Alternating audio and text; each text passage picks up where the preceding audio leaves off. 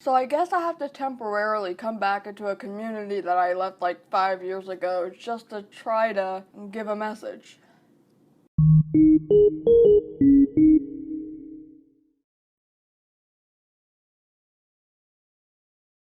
Hello, how are you? Welcome back. So, if you are an OG of my channel and of my previous channel, you know that when I first started on YouTube, I was a makeup guru, and I was doing that for a few years until I left for a couple of reasons. One of them being that I can't foundation match and contour to save my life, and the other being that, well, in my head, I was like, there's too much nonsense going on, and I want to get out of here because it's too toxic. Funny enough, I've come to realize that really every single community on YouTube has toxic people, and you're never gonna escape it.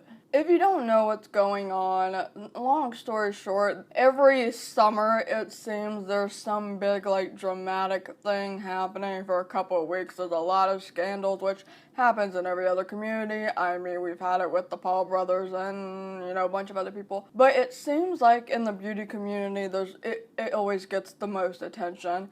And it's currently happening right now, or it's been put to rest. But, every time that happens, this happens. A lot of people will say, man, I wish we could go back to the old days where there were genuine YouTubers and blah, blah, blah. I want to go back to when makeup channels were about makeup, etc., etc. And I have to say that these people never went away. You're just not giving them the time of day. You say you want these people to rise up or to be given attention, but you're not giving them the attention that you wish they were getting. My friend Samantha Ravindon made 2 tweets that I would like to read to you. Quote, the beauty community is in shambles, unquote. No, the 0.01% of the community you choose to watch is involved in monetary drama that you will forget about in a week after demanding to see real people in their place. I don't think people are going to forget about it because they haven't forgotten about what some of these people did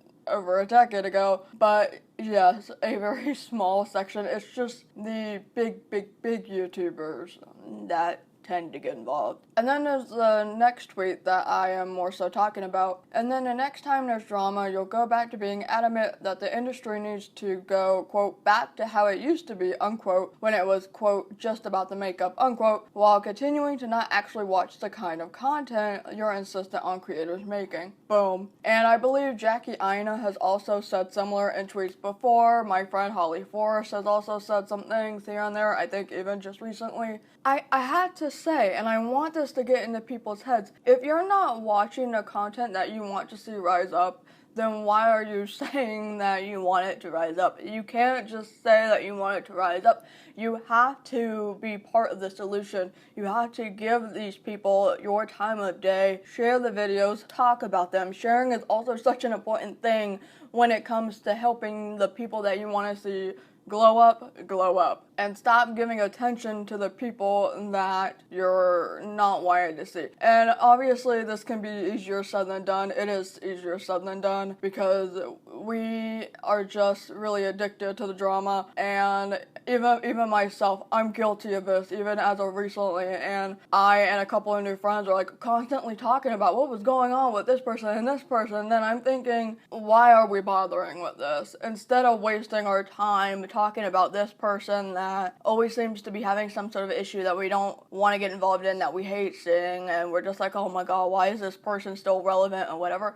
Why not take that energy and use it to uplift, other people in said community? Like for me, let me, instead of whining about so-and-so, uplift James Rath, Andrea, Jessica, everybody else that just share that support. Now, that's not to say that you can't call people out when obviously they're doing something wrong. We've gone through periods of time. I mean, just recently a YouTuber has now been charged with things, or he was already charged with pedophilia, and now he's going to prison. We have to call that out. We have to talk about it. We have to report that.